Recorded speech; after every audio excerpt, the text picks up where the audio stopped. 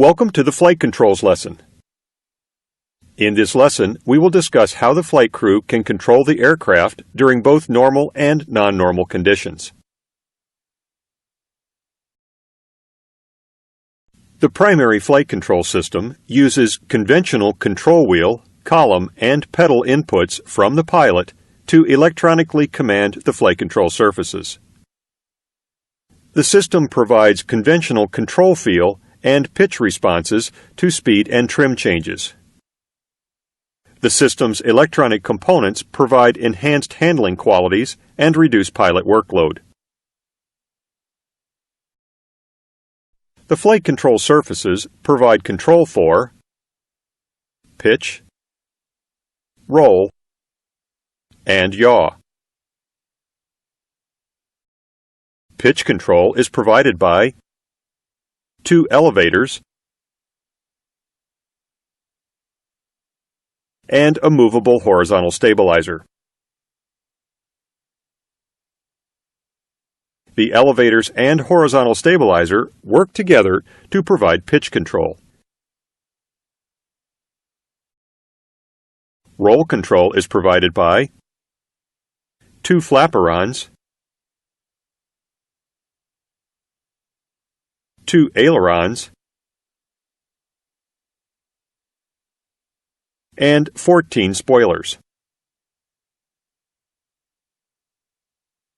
The flaperons and ailerons provide roll control assisted by asymmetric spoilers.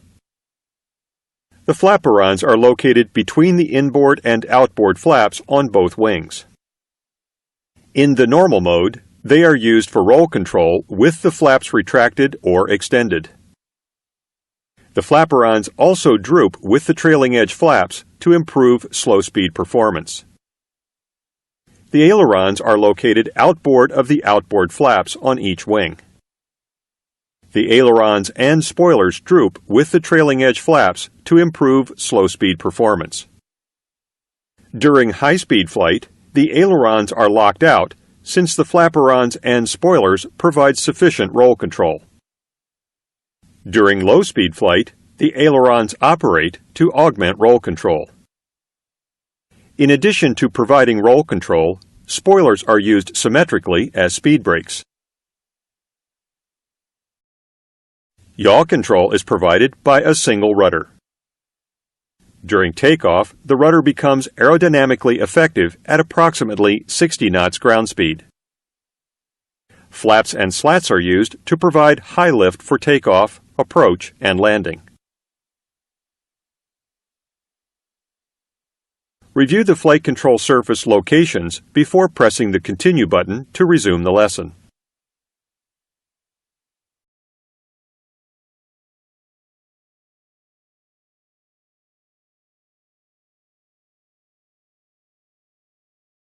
Individual flight surfaces are controlled by four actuator control electronics, or ACEs. The flight control system is powered by the hydraulic system, the electrical system, or the RAT. Review the ACEs and hydraulic power distribution before pressing the Continue button to resume the lesson.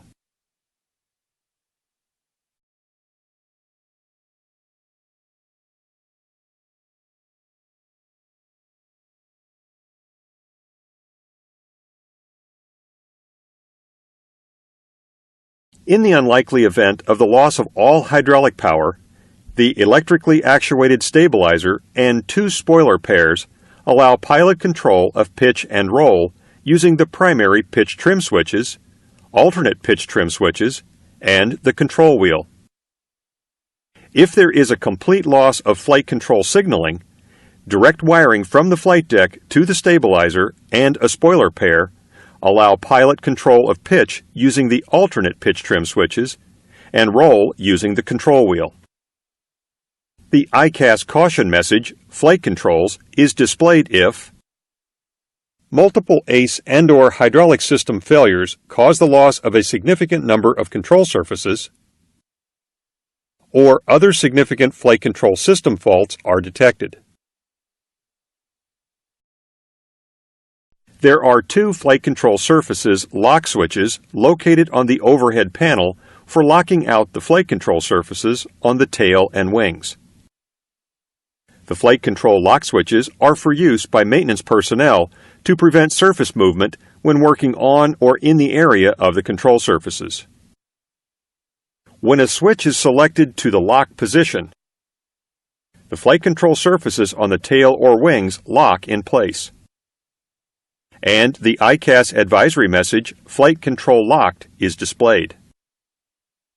The Flight Control Lock fail light will illuminate when a lock switch is in the lock position and any of the associated surfaces do not lock.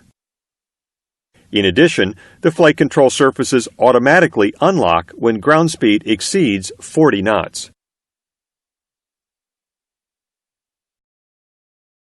The pilot controls consist of 2 control columns, 2 control wheels, 2 pairs of rudder pedals, the speed brake lever, the flap lever, control wheel pitch trim switches, stabilizer cutout switches, rudder trim selector, alternate flap switches, and alternate pitch trim switches. The columns, wheels, and rudder pedals are connected through jam override mechanisms. If a jam occurs in a column, wheel, or in the rudder pedals, the pilots can maintain control by applying force to the other column, wheel, or rudder pedals to overcome the jam. Flight control indications are found on primary ICAS and the Flight Control Synoptic. Review the flight control indications before pressing the Continue button to resume the lesson.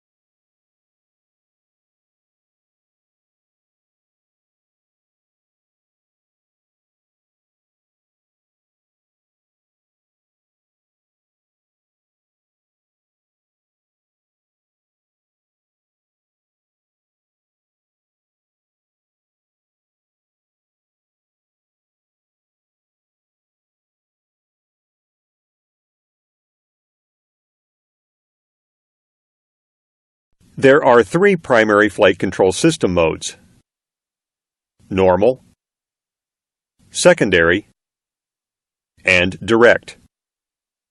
All 3 modes use the same pilot controls and flight control surfaces. During manual flight in normal mode, pilot control inputs are sent to 4 ACEs. The ACEs send these signals to 3 primary flight computers, or PFCs. The PFCs verify the signals and information from other airplane systems to compute enhanced control surface commands. The commands are sent back to the ACEs and subsequently to the flight control surface actuators. During manual flight in normal mode, the primary flight control system provides flight envelope protection. Flight envelope protection reduces the possibility of inadvertently exceeding the flight envelope by providing crew awareness of envelope margins. The flight envelope protection includes the following functions, which will be described in greater detail later in the lesson: bank angle protection, overspeed protection, and stall protection.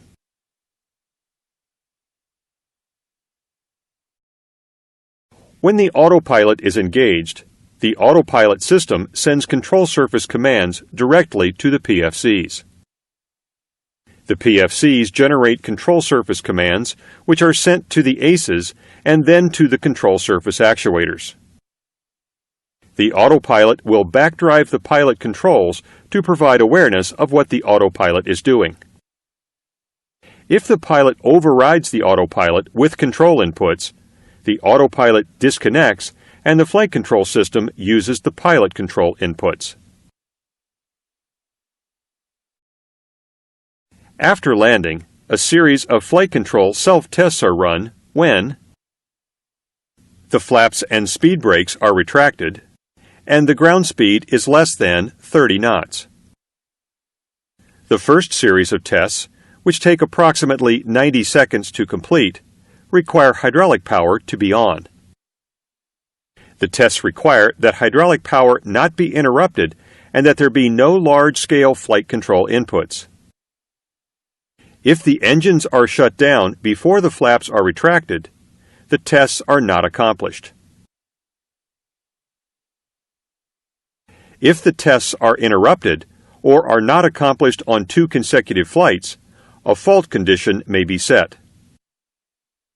An additional series of flight control self-tests are run when the first series of tests are complete and all hydraulic systems are depressurized.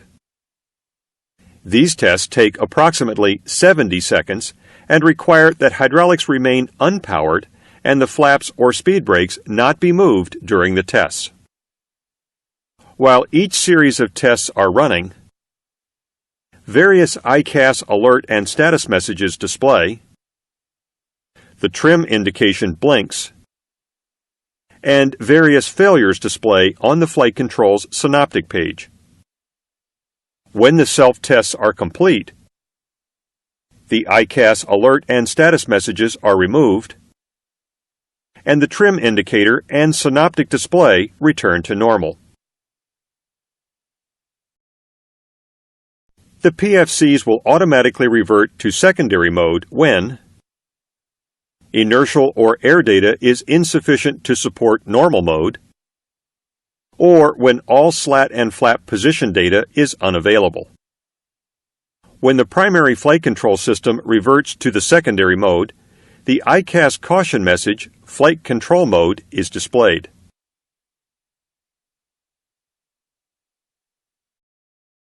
In secondary mode, the ACEs continue to receive and process pilot control inputs before sending these signals to the 3 PFCs. The PFCs use simplified computations to generate flight control surface commands. These simplified commands are sent back to the ACEs and then sent to the control surface actuators. All flight control surfaces remain operable. However, the elevator and rudder are more sensitive at some airspeeds, and yaw damping is degraded.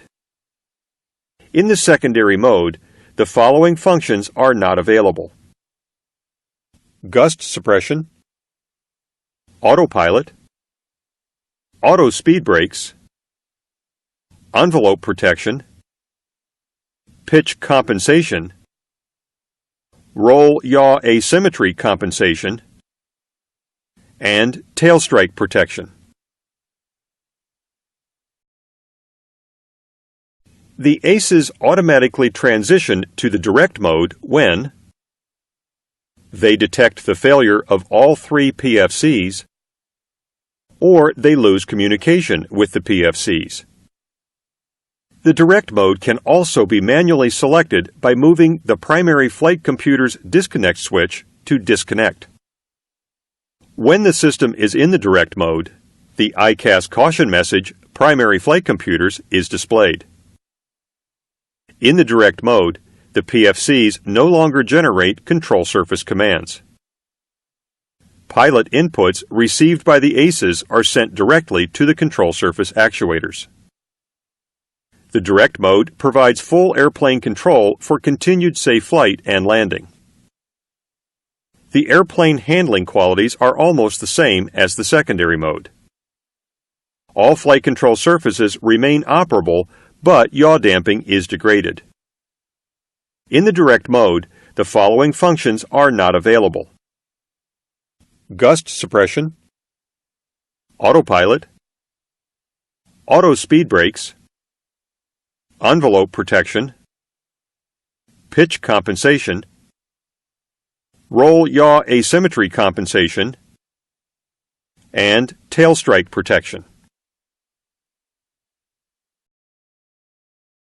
In the normal mode, the airplane pitch control characteristics are similar to conventional airplanes. The control column input commands the PFCs to generate a pitch maneuver where the rate is dependent on column displacement. The PFCs automatically position the elevator and stabilizer to generate the commanded maneuver.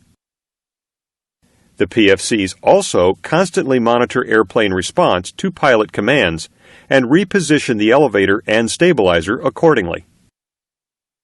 The PFCs provide pitch compensation by utilizing control surface commands to minimize airplane pitch responses to thrust changes, configuration changes,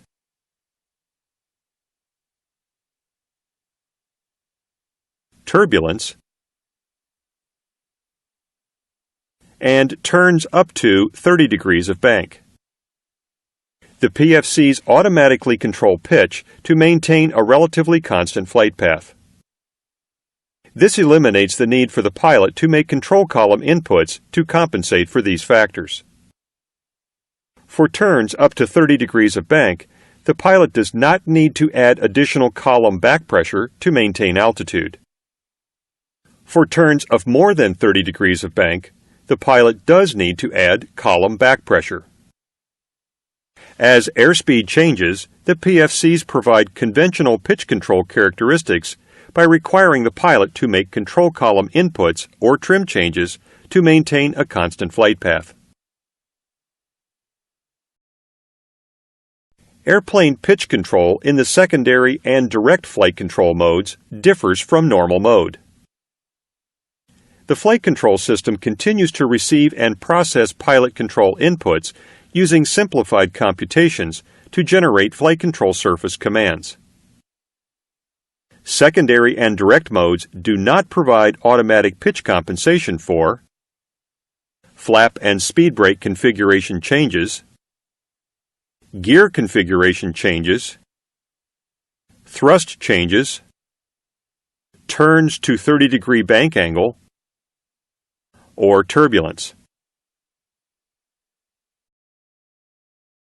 Stabilizer position commands are processed through two independent channels within the flight control system.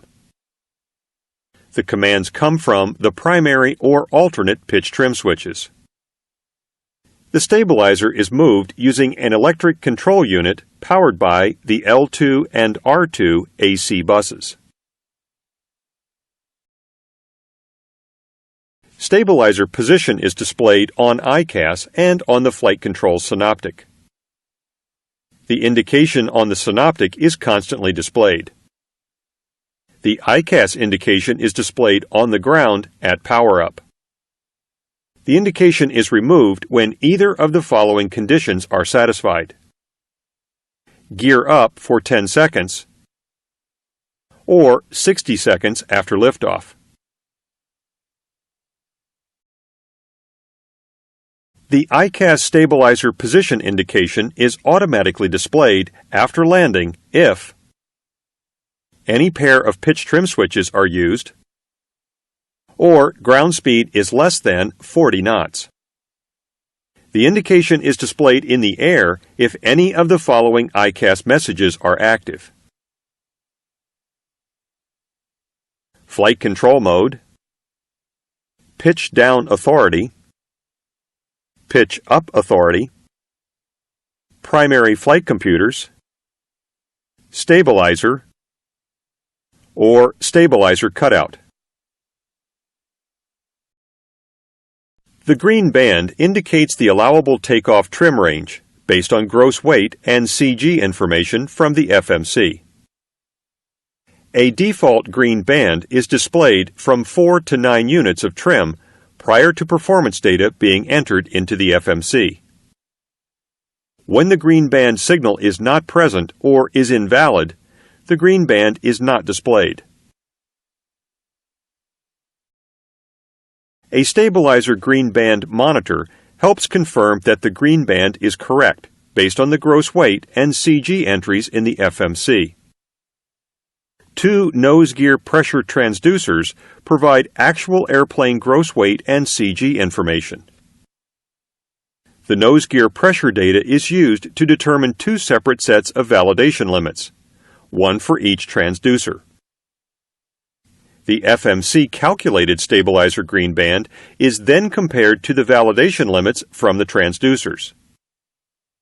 The ICAS advisory message, "Stabilizer green band," is displayed if the computed green band disagrees with pressure transducer data, the 2 transducer values are not within the set tolerance, or either transducer has failed.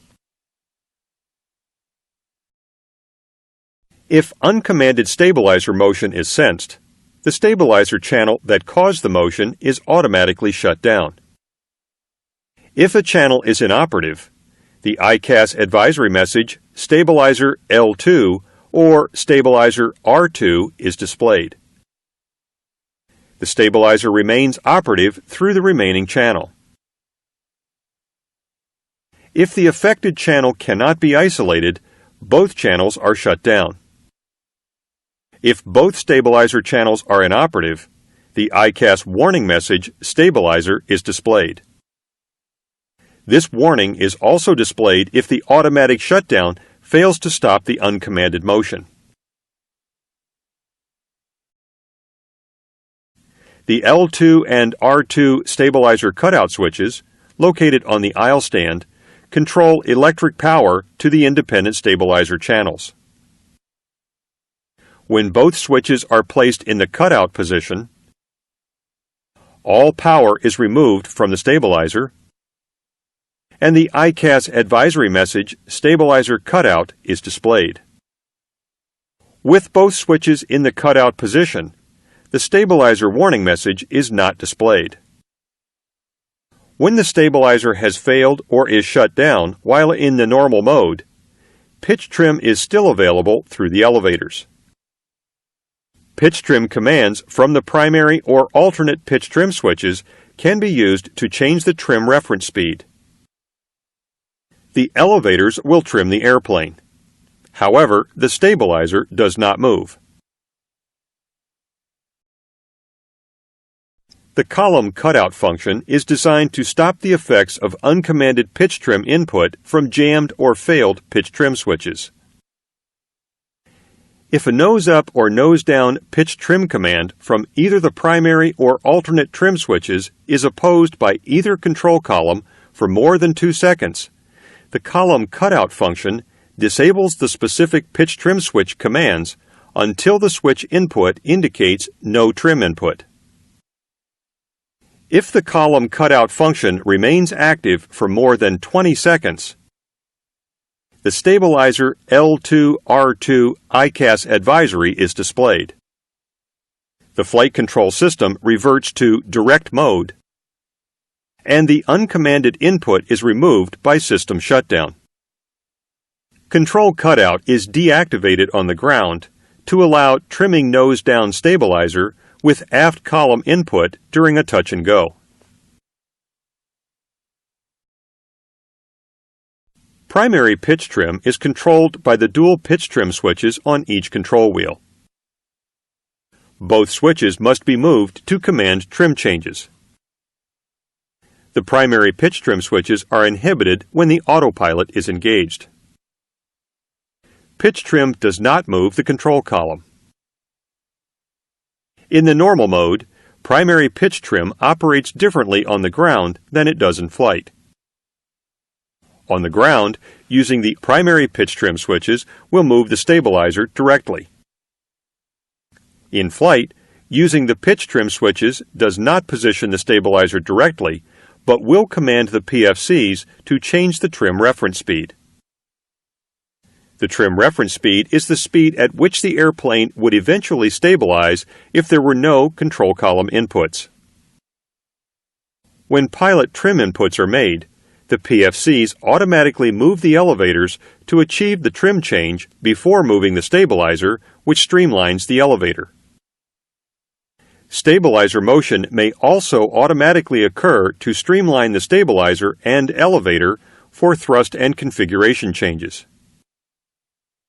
Once the control column forces are trimmed to zero, the airplane maintains a constant speed with no column inputs. Thrust changes result in a relatively constant indicated airspeed, climb or descent, with no trim inputs needed unless airspeed changes. In the secondary or direct modes, primary pitch trim operates the same on the ground and in flight. In both situations, the primary pitch trim switches will directly position the stabilizer. Alternate pitch trim commands have priority over primary pitch trim commands in all flight control modes. Alternate pitch trim is controlled by the dual pitch trim switches located on the control stand. Both switches must be moved to command trim changes. The switches are linked electrically to the horizontal stabilizer trim actuator, which then is mechanically linked to the stabilizer. Alternate pitch trim switches are inhibited when the autopilot is engaged. Pitch trim does not move the control column. In the normal mode, alternate pitch trim operates differently on the ground than it does in flight. On the ground, using the alternate pitch trim switches will move the stabilizer directly. In flight, using the alternate pitch trim switches commands the PFCs to change the trim reference speed. In the secondary or direct modes, alternate pitch trim operates the same on the ground and in flight. In both situations, the alternate pitch trim switches will directly position the stabilizer. The pitch envelope protection functions include overspeed protection and stall protection. Overspeed protection reduces the likelihood of inadvertently exceeding VMO or MMO by providing enhanced crew awareness of the approach to an overspeed condition. Overspeed protection limits the speed to which the airplane can be trimmed. At VMO or MMO, the trim reference speed is limited by inhibiting trim in the nose-down direction. The pilot must apply continuous forward column pressure at twice the normal force to maintain airspeed above VMO or MMO.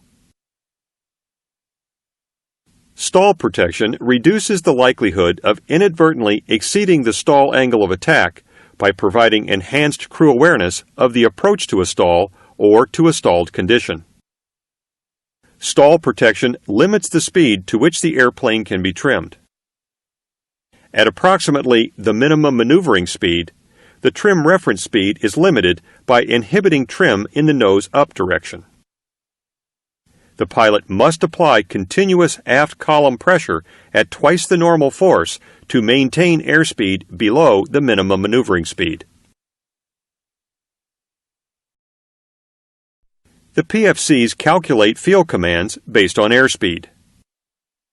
In general, control column forces increase as airspeed increases for a given column displacement, or as column displacement increases. In secondary and direct modes, the elevator variable field system provides field force levels based on flap position, instead of a continuous variation with airspeed. With the flaps up, the field forces provide maneuver force levels that discourage over-control in the pitch axis at high speeds. With the flaps out of up, the field forces decrease to provide force levels appropriate for approach and landing. During takeoff or landing, the PFCs calculate if a tail strike is imminent. If required, the PFCs decrease elevator deflection to reduce the potential for tail contact with the ground.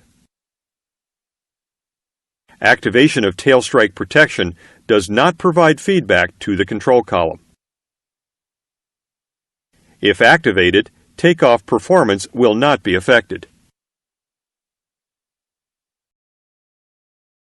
In the normal mode, airplane roll control characteristics are similar to conventional airplanes. Unlike conventional airplanes, the control wheel does not directly position the lateral surfaces in flight. Instead, it commands a roll maneuver with the rate dependent on wheel displacement. Control wheel displacement incorporates artificial control wheel forces, which increase as control displacement increases. These forces do not change with airspeed changes. The flight control system automatically positions the ailerons, flaperons, and spoilers to generate the commanded maneuver. At high speeds, the ailerons are locked out and only flaperons and spoilers are used for roll control. Automatic control surface commands minimize airplane roll response to turbulence.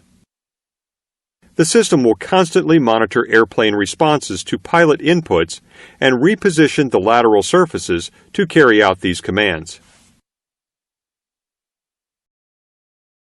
Airplane roll control in the secondary and direct flight control modes differs from normal mode. The flight control system continues to receive and process pilot control inputs using simplified computations to generate flight control surface commands. Bank angle protection reduces the likelihood of exceeding the bank angle boundary due to external disturbances, system failures, or inappropriate pilot action.